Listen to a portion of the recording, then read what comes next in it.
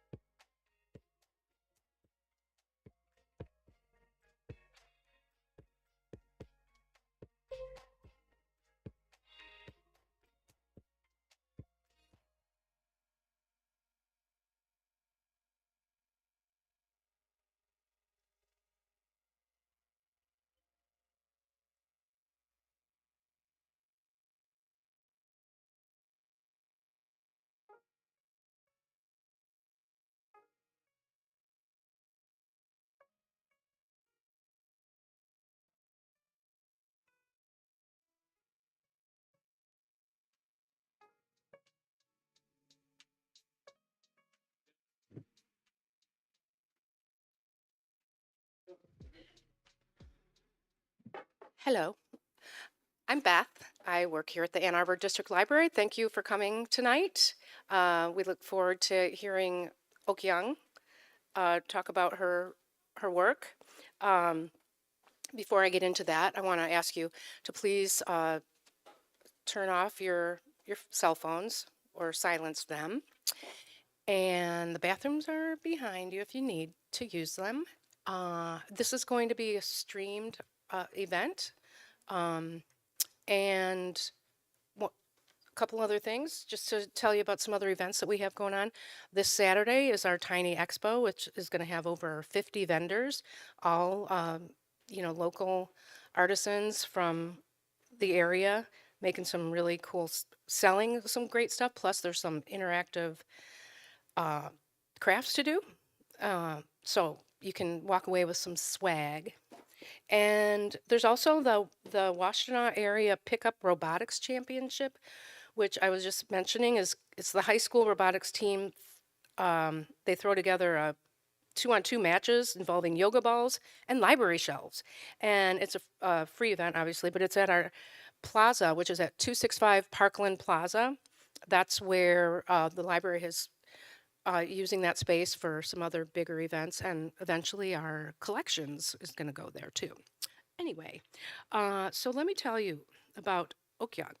Okyoung is an interdisciplinary artist and educator born and raised in Korea, not Africa, and now based in Ann Arbor. No's works have been shown at the Ann Arbor Art Center, Hangaram Museum and Seoul Art Center, Seoul's Artist Platform, New and Young, the Hongjik Museum of Art, and many others. She's been awarded the prestigious Chunman Art Award in South Korea this year and nominated as the Young Korean Artist by the CICA Museum. So we welcome Okyoung Noh. Thank you. First of all, thank you so much for coming. I know it's like it means a lot to me because it's such a precious night for you all. And then before screening and presenting my video, I want to introduce a little bit about myself and then a little bit more context of the video. And then I will just like screen the video right away.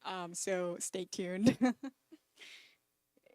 um, so I am Okyoung Noh, born and raised in South Korea. And then my experiences in Seoul and Northern and Eastern Europe really influenced my thematic interest.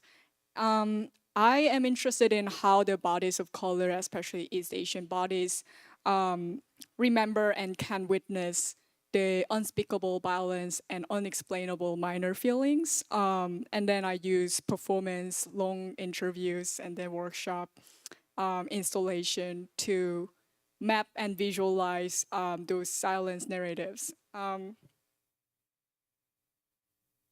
So first, I want to introduce some fun memes, like to give some context of the background of this work. It may not be so fun if you're Asians or if you're in like if you support Asian identity.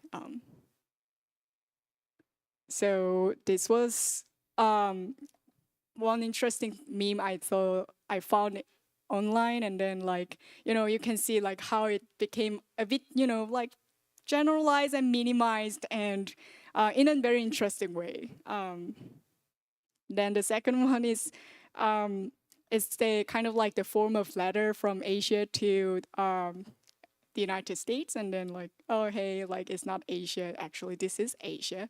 And then yeah, it was also interesting meme. And then the last meme was, it shows like how we kind of like regard Asia. Like there are many different individual countries in the continent of Asia, and then like how we kind of like make this like individuality opaque and vague. And like while like seeing these memes and while like experiencing this kind of like ignorance and some of like a weird sense of, like what it means to be Asian or what it means to think about like Asia, I kind of like came up with these questions. So what is actually Asia? Like how it is defined as a single obscure entity, and then like how this notion transferred to next generations through many different, like, there's lots of outlets we can learn about knowledge and culture, such as library. So and then my final question was, so for you, for we, behind this vague term Asia. So now I will present my video. It's like 5 minutes, so hopefully it's not so boring for you all. And yeah, it contains some sound, like, so hopefully it's, engaging.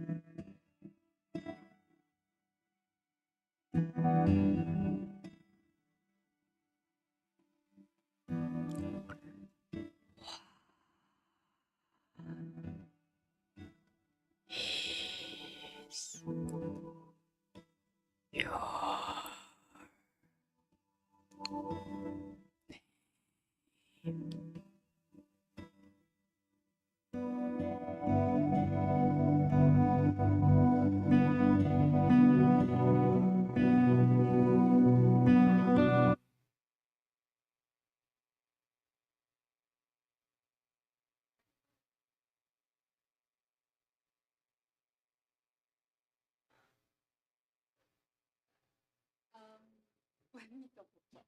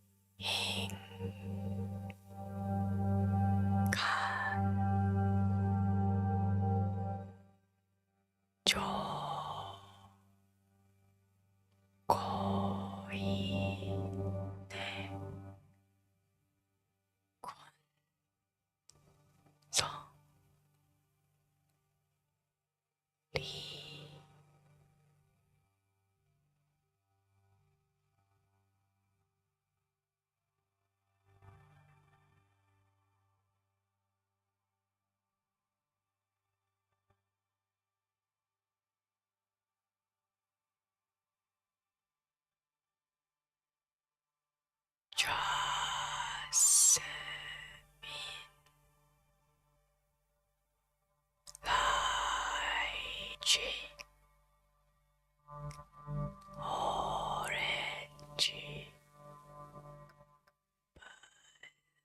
블러썸, 워터, 유주, 패션, fruits.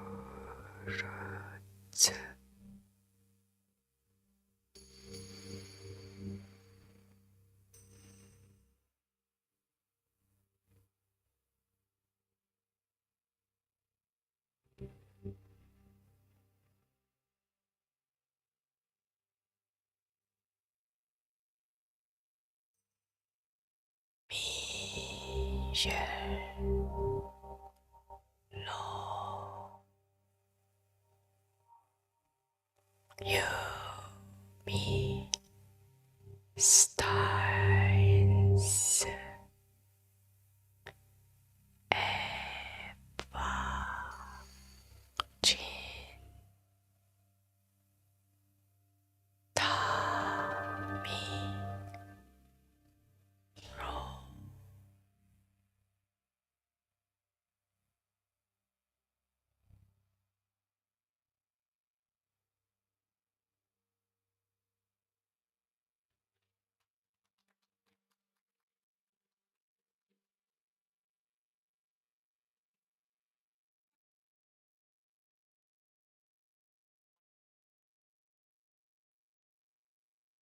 Thank you for watching, and thank you Ann Arbor District Library for supporting this video. That's right. Yeah, let's talk a little bit about the video. So I kind of like wanted to question the ambiguities and oversimplifications of the word Asia, because I kind of like, felt some criticisms around like how the word is used in North America, and in North American literature, which conveys the knowledge to next generation. And then I wanted to hail the silence names of the agencies behind the name. Who are those characters? Who are those ingredients? Who are those regions like behind Asia? So, and then the thing that I intended to show was how it is careful, but at the same time, how it can be helpless, because I wanted to convey my emotions that I kind of like had while encountering those kind of implications of Asia or Asian, when I'm doing a conversation with others or when I'm just reading a book from library. So yeah. And then I wanted to invite viewers to reflect on the history of Western literature, like where the Asia or Asian is presumed to be a single obscure entity, both geographically and culturally. And then this tender gesture serve as my loving words to those forgotten names, devoting my utmost effort toward the goal that is not achievable. To, the goal is unachievable because I cannot change the title, which is already written on the books. But at the same time, like I wanted to show the effort that is not this not thwarted because of that reason. So I wanted to ask questions. So what can we do if you feel desperate or feel helpless? And then like what can we do as our small but utmost effort while encountering the impossibility to alter the situations or disaster or violence, economic, like financially efficiently or like time effectively. So I think we all have different stretches. And then I kind of like feel my work is also a way to present these ideas of what kind of things we can do in art as our small but utmost effort. So I wanted to show two like past performance that I did. And then both video is like 1 minute length each. So let's watch it little, and then we can go to a talk between me and Chien, our facilitator today.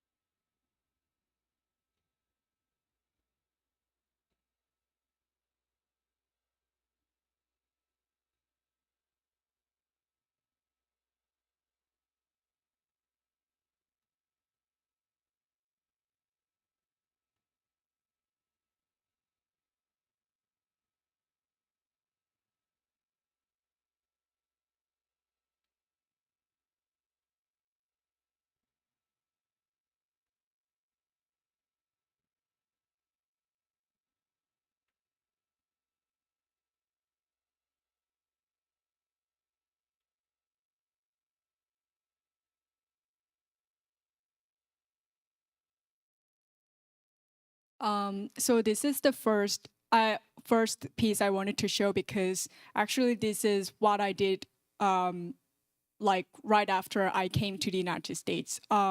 So I wanted to present how, as a newcomer, I changed my Korean name multiple times within like four weeks coming to the United States. I changed my Korean name to passport name, English passport name, and then from passport name to, like first name and family name, like divided one. And then like from there, like I emit H in the middle of the name so that like people can pronounce it easier. Like, and then in the end, like I say, okay, just call me okay, because there are some people who cannot pronounce my name.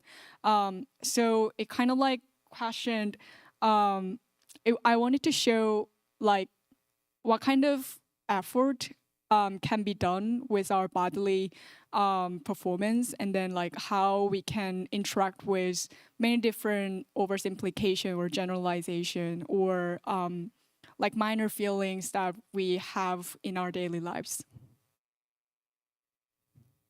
And then this is the last video I wanted to show. This is one of my newest piece. I worked with one North Korean defector living in South Korea. And then we did a kind of like collective performance about her experience of being detained in China for 10 years. But with hope.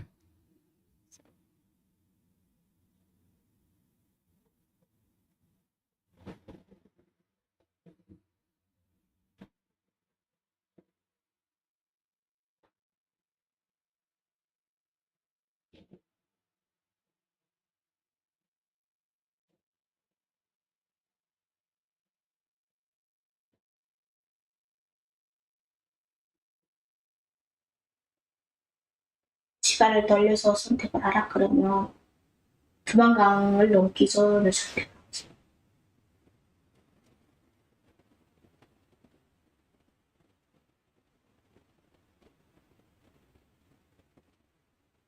하얗고 작고 아담하게 주는 그림이 나온 것 같아.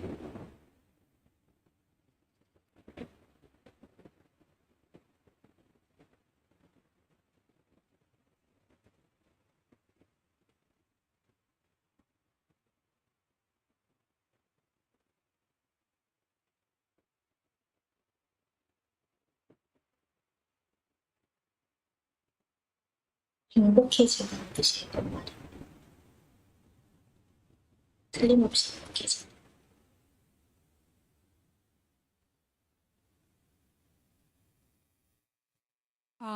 So to explain a little bit more about this video, I talked with her like about her experience of being detained in China for 10 years, and then like, this is really like sad story, and then desperate, hopeless idea of how we can live and when you're, contained in a small room without any light or any like proper food.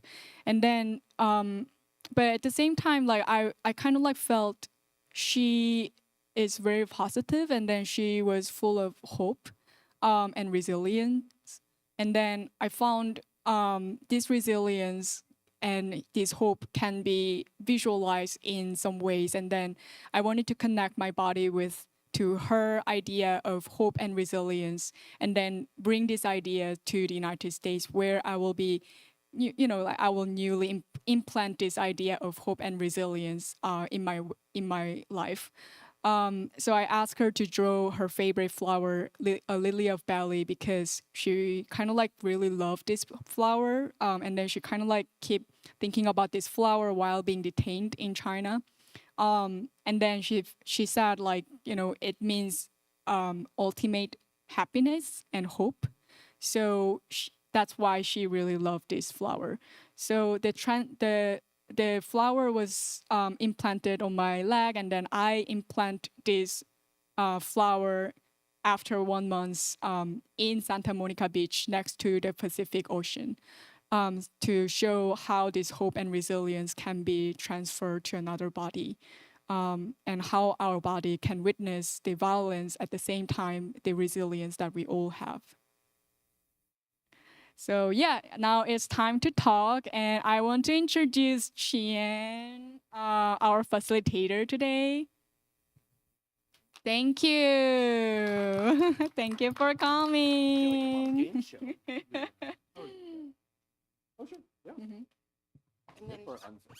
I'm going to give a little spiel. Chien-An Yuan, is that, did I say that right? Sure. What is it?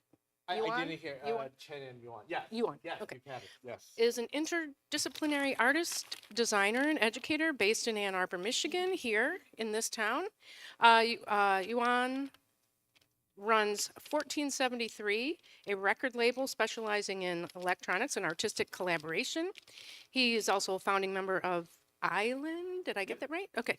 And a performance collaborative comprised of AAPI movers, artists, and collaborators.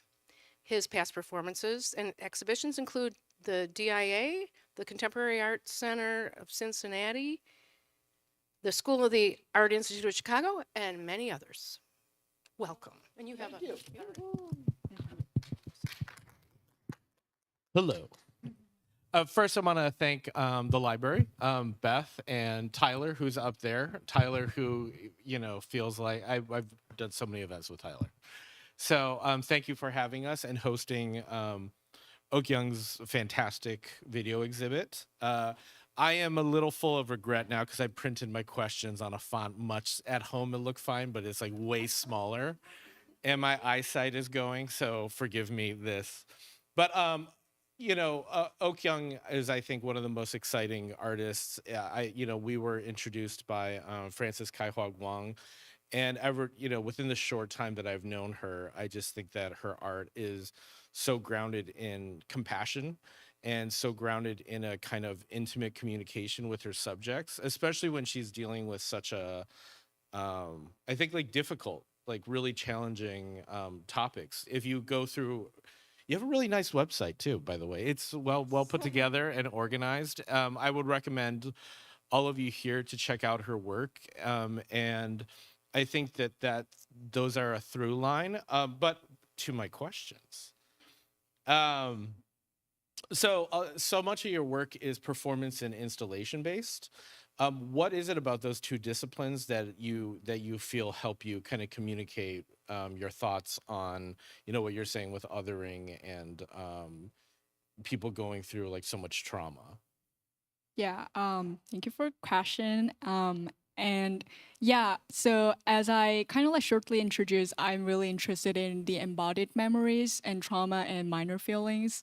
And then I kind of like found while doing a lot of interviews and conversations with other people, I kind of like found most of the narratives about violence and trauma cannot be explained or spoken in a logical and linear way. And then that's how I kind of like came up with performance as a medium because, you know, it's kind of like bodily enactment of the narratives, silence narratives, and forgotten memories, and also they can find performance as an expressive form, and then yeah, that's how I kind of like came with performance, and then the installation. I wanted to introduce this performance to the audience living in a different space and different time.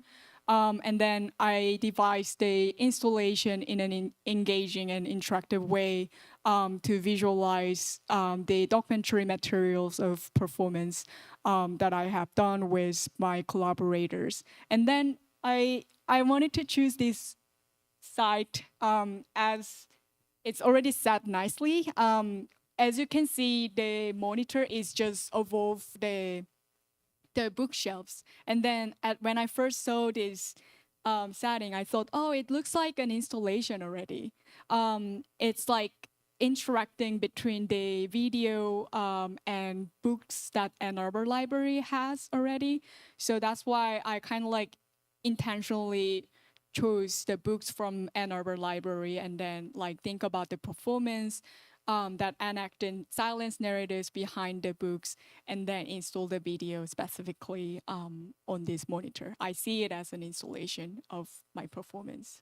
Yeah. And I think like what I find going to implanting her Lily of the Valley, that, you know, when you were telling me the initial idea, even before I saw that piece and kind of the subject matter and the interviews I think are so key to how you communicate with your subjects, right? And in some ways I see What Is Your Name, Asia in as being part of that it's a conversation and a dialogue. That has to be a pretty challenging method, you know, to when you're engaging with your subjects. But how do you ensure that the way, because I do see another through line, you know, as I mentioned before, is compassion, right? Ensuring that all of her subjects, that they have their own agency and they have their own dignity. But walk us through some of your methodology to kind of build that trust with your subjects, because I know interviews, that's a lot of your like it goes through a lot of your works, correct? Yes. Yeah. Yeah. That's a good question. So yeah, interview is a key method of thinking about like what kind of, you know, thing that I want to do. I do not think about visualization before I do an interview and conversation with my subjects. And often the subjects can be me or like different women or different like bodies of color. And then I feel it's really important to think about these narratives as a minoritized, just simply minoritized narratives, but as a narratives that is bravely revisited and honored through the work.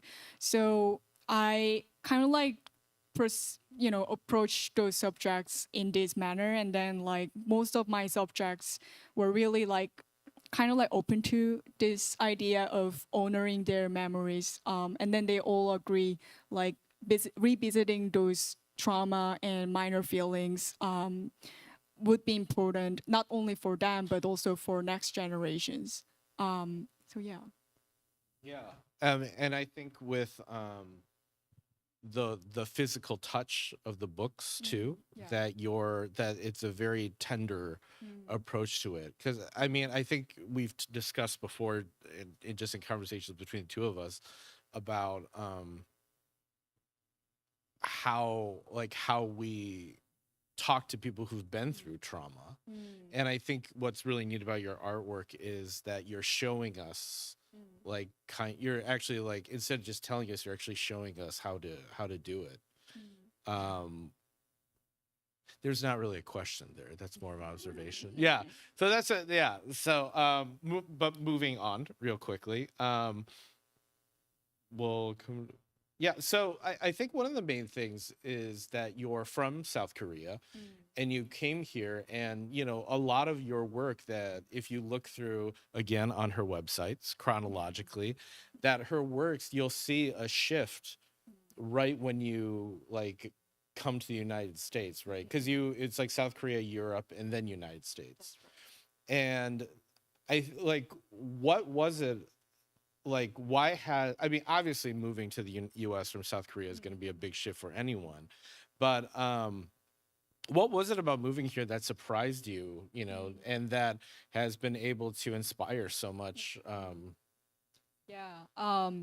So I was shortly living in Europe, like especially Northern and Eastern Europe, and then I came to the United States a year ago. So I'm kind of like really newcomer with a fresh insights of what's America and like what's going on in this country.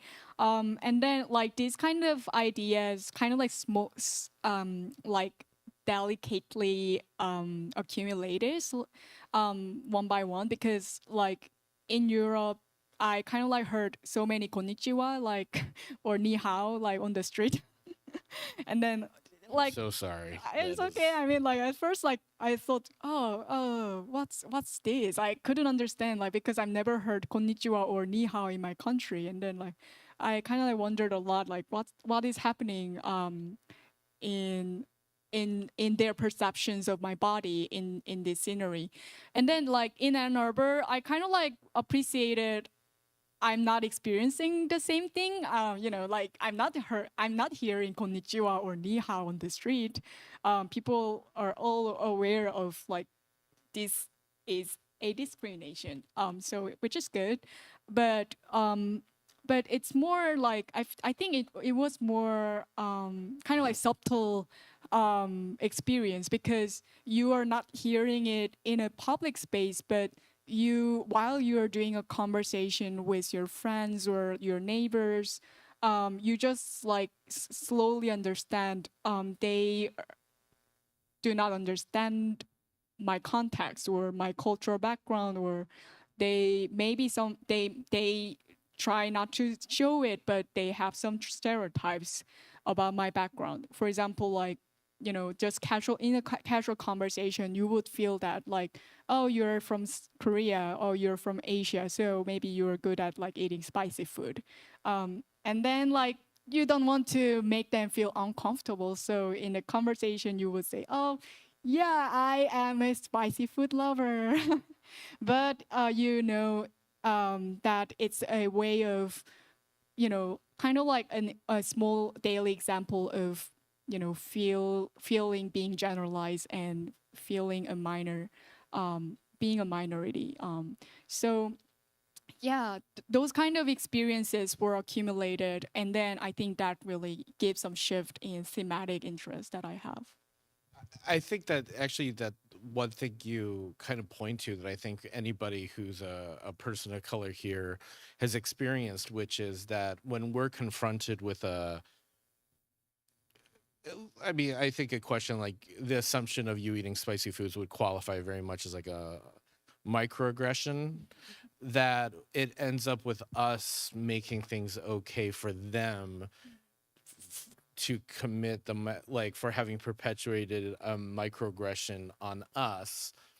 And it is an endless cycle, I think, for as an artist myself, to keep processing that when I catch myself doing it, and I'm like, why am I making things okay? And I don't know, like, do you think it's because that just as human beings we have a tendency to just want to make things okay for everybody, or what do you think, like? I don't, because it's not I don't think it's a unique, like, I think it's yeah. really universal. Like everyone would kind of like, whenever you guys would feel, oh, this is not right, but if you feel like this is not obvious, you would just wanted to make the situation simple as possible and smooth as possible, and then you just go with like kind of like the attitude of, oh, I'm okay with it. And then I think it's really okay in our daily lives. I mean, I do not want to say like, hey, stand out, everyone, like let's do a protest whenever you hear this. But I wanted to say, like when it comes to art, it's not about daily life, right? It's about questioning, it's about challenging, and it's about reflecting on what happened to you and what is happening. So I think the attitude can change in art, at least. And then that's how I'm trying to exploring. Because I think like in a couple of your works, the ones that have to do with your name and the Okyanese ones, I think those are all kind of manifested from your own personal experiences, right? And I mean, I when I saw them, I remember thinking, oh, how many times did she have to put up with X, Y, and Z before it inspired was enough to inspire a piece? And so as happy as I was to see the piece exist, I was like, that sucks that you had to, have your name mangled like 4,000 times, or have or like tell us if you can tell us a little about your experiences, like in the Okyanese piece about language, and like how that affected your kind of how you felt about being communicated to and communicating with others, like how that piece came about, which is Yeah. on her website, by the way. Let me just again point out. Yeah, language is tough matter. Because like language is the first thing you encounter. Oh, I'm different. Being in the United States, because like with the face, you will not feel like, oh, I'm super different because they're multiracial, multicultural people in this country. But like you will find, oh, I'm different with your accent or your manner of behaviors, or even like if you go to the group, like you can find yourself different slightly and slowly, like by seeing, oh, they're like a number of Asian people in this room, or there are two people like of Asian, like, and then you will find, oh, what am I doing? And then, yeah, so language is important in that way. Like, this is how you find you're different, and this is how you kind of like starting identify yourself. Like, so why am I different? And then I think all questions starting from there. And then the Asia thing, I also started from like sensing the difference, because actually in South Korea, what I experienced was I didn't use Asia or Asian that much in my country. We just say Koreans, 한국인 in Korean, like we just say like, oh, we are Koreans, or like, oh, we are just, Okyoung Noh, we are just Dogyong, or, just like define ourselves as names or nationality, but not with Asian. so so this kind of like small difference between like the commonly used words in two different countries also inspired my work. So Yeah, I think like one thing that I do with I have a background in English education, and something that I find is that I don't know if you're familiar with the Sapir-Whorf hypothesis, that like the amount of language that you know is the same as your how you think about the world. So it's all the limitations of language is the same limitations as how you think about like everything. And I think like in this country, especially like a word like Asia, it's used so broadly, and but also weaponized so specifically that I think something that is tricky for any AAPI person I know or from Asia is trying to figure out when someone says Asian exactly what they mean. Like what aspects are they talking about? Like, in the same way that even amongst like talking with other AAPI people is when they say Asia, is it East Asian, or are they talking about Asia? Are they including, like Southeast Asia and, South Asian, and what does actually inclusion mean? And I just love that your piece tackles that head on with like, I mean, I I know you could do a piece with these memes too, because I really you started this slideshow with the memes. But actually, that's one thing that I know too, is that your research for your work is a lot of diving into the internet, right? Like you did a performance with Caroline Yu at the Duderstadt, which was the Asian Love Tour, which you did extensive research into, like Reddit communities, which are you okay from doing that still? Like, have you recovered from that experience? Of course, yeah, Yeah. hell yeah. But what is it that you find so intriguing about how people communicate about memes? Because I know a lot of those were included in the Asian Love, like the background projection. So what is it that you find revealing about, like, memes and Reddit? Yeah, what are you discovering through that investigation? Yeah, I kind of like love starting from like internet things, like especially like, you know, like for example, like in the artist talk, it's fun to start with like internet things that because we all share this information, and then also like with Caroline Yu, the performance about like how East Asian female bodies are fetishized and mystified in online communities. I kind of like it was a if it was kind of like effective and efficient choice, because we wanted to dig into this. I did dig into this background, but we couldn't find many people who wanted to share these so subtle and these so sensitive experiences. And then, but we did not want to just like silence what happened. So that's how we kind of like thinking about like, okay, maybe we can do an internet research and so on. And yeah, maybe we can now open the question to the audience. Yeah. Anybody questions? Yes, Q&A. Oh, the mic. Okay, yeah.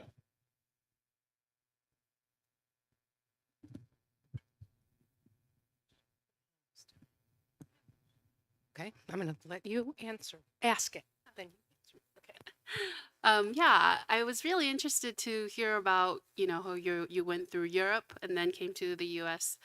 And it's particularly northern and east. You said northern and Eastern Europe, right? And it's been a while, but I have been to northern and Eastern Europe too, and I had your experiences as well. And I wanted to know, then were they able to, because your name journey started when you came to the U.S., how were they with your name in Europe? Like, were they able to say your name? So I started like pronouncing my name Okyoung Noh from Europe because I found people cannot pronounce Okyoung. Like, yeah. Oh, okay. Like, so it's just We were like wondering about that. Yeah, we were like, why yeah. Okyoung? So And then in it's- Korean, my name is Do Kyung. So most of the people in Europe I met couldn't pronounce that name exactly. And then when I said, maybe you can try to, connect oak, like the tree, and young, like old and young, that young, like let's try. And then like they pronounce Okyoung, and then like, oh, that's that's the most similar pronunciation I would able to get in this context. So I decided to go with Okyoung because of that experience. So that's the prequel video that's coming soon. So mine is kind of a follow-up to Michelle's question about your name. How do you feel? Because when I met you, I called you Okyoung. I thought that was your name, but then when you had written in Korean in this video, that is when I realized it's Okyoung. How do you feel about the placement of the letters in your name? Because the way that it's written, it looks like I would assume Okyoung would be O and then like a space and Kyung. I don't know if you have opinions about the way that your name is written in English. Yeah. So there was a lot of like transition because like there are many differences between like pronunciation, or like just like alphabets, letterings, and system of like writing the names. For example, like in Korea, the family name comes first, and then there's no like space bar in between like family name and first name, so it really goes smooth when you pronounce the name. And yeah, so this is what I experienced, like the transition between like like the name that you're used to the name that you newly get by being in this country without being so alien, and in daily lives, I'm okay with it. Like I'm trying to highlight, I want to do a protest in front of like, city center. But I'm trying to say, it's okay in daily lives. You can go with it. You can live with these feelings. But in art, you can question it. Like, what happened to my name? Like, why I wanted to make my name easier for American people. Like, why did I want to delete H so that everyone will not be confused? How I am putting effort to assimilation and so on. So yeah. Thank you. Okay. Anyone else have a question?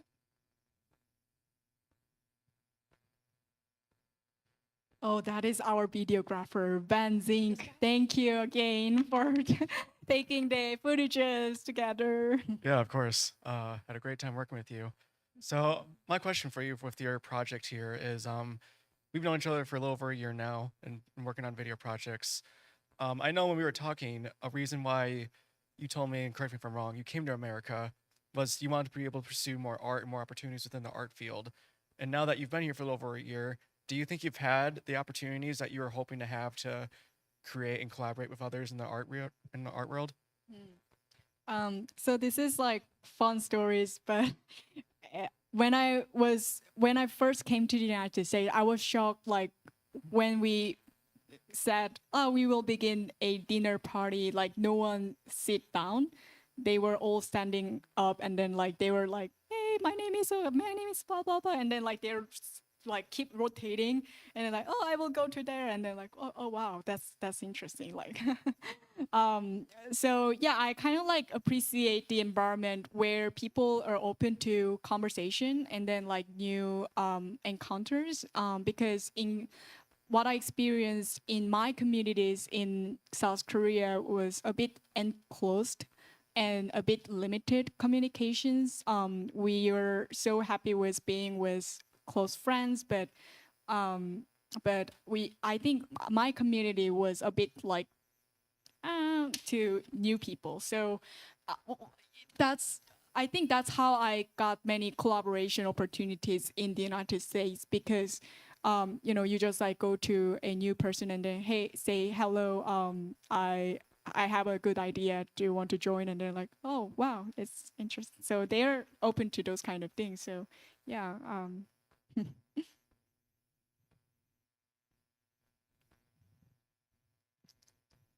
Maybe this is my generalization of the United States, From what I saw on the screen earlier, I'm curious about your notorious North Korean grandmother. Yeah, so I kind of like started feeling that my family contacts would be important, like while doing my art projects. I kind of like found trauma or minor feelings just not jump into my life. It doesn't just like come up all of a sudden, but it's like transgenerational. Like how do you put effort to assimilate into a new land, and how do you feel being minoritized in a new land? Like those kind of things. I found it's quite transgenerational. And then my North Korean grandma came to Seoul like during South Korean War, and then she lost her ancestral lands because of some like like there were many things happened, and those kind of state violence and also there's a lot of like stigmatized perspectives towards North Korean women in Seoul at that moment. So she really tried her hard, like she really tried her best not to look like North Korean female, not to sound like North Korean female. So those kind of effort of being assimilated and being like, you know, being a shadow and being a part of the new land, I think it kind of like transmitted to my life experience as well. Yeah. Thank you. Any other questions?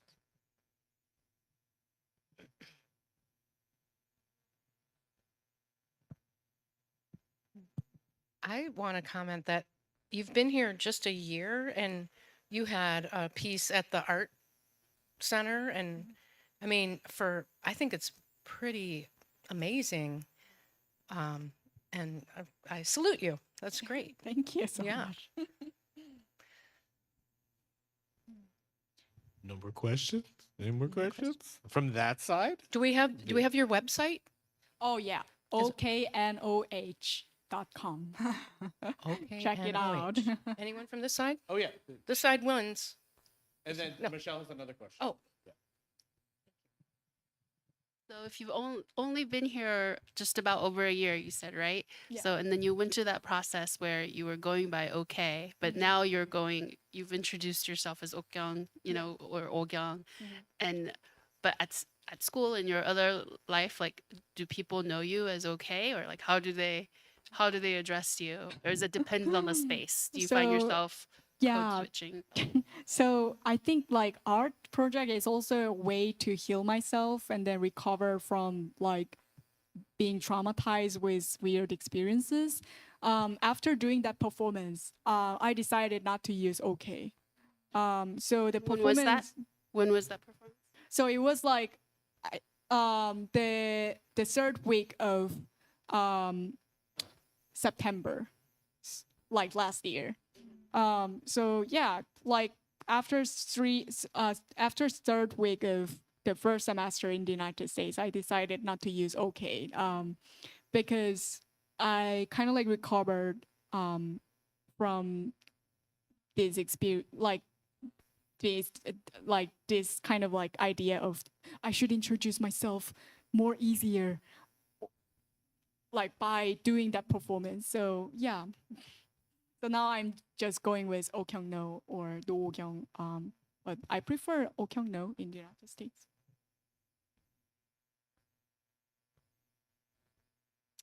I do have one final question. Actually, is what would you, outside of art, because you use art so much to really challenge the spectator, but in life, like how do you think we can stop these kind of habits that we have of pleasing people or othering people, or that they're like at the end of the day they become destructive, right? Like because you start to the more you create distance, the more distance we create between us and other people. So like what are some things that you maybe do in your just daily practice of like building community and collaborating that you find tips for the audience, life tips for the audience? I don't know if I have a life tips. I think everyone have different strategies already. And then I think just like acknowledging the limitation and acknowledging how hard it is, but at the same time, like it's important to try, would be just important. Like there are many people who do not even acknowledge the importance of being resilient, being resistant to the idea, against the idea of minoritizing other people or ignoring the important fact. So I think it's just important to acknowledging this kind of like idea, and then try to just remember that in our daily lives. And then I think like it's really difficult to avoid that, even though you're an artist. Like it's kind of like there's also the mixture of I don't like this term, but humans nature. And then, but I appreciate art because you know, it doesn't allow you to give up just by acknowledging, oh, there's a limitation. We all like this, like, but it's not in art, at least. Yeah. Yeah, again, check out our website for and this is going to be running through the month, right? For the No, actually, this was the oh, the last. special screening. Yeah. Okay. Yeah. This was the last screening of the video, and thank you for coming to the talk. And Yeah. Thank you.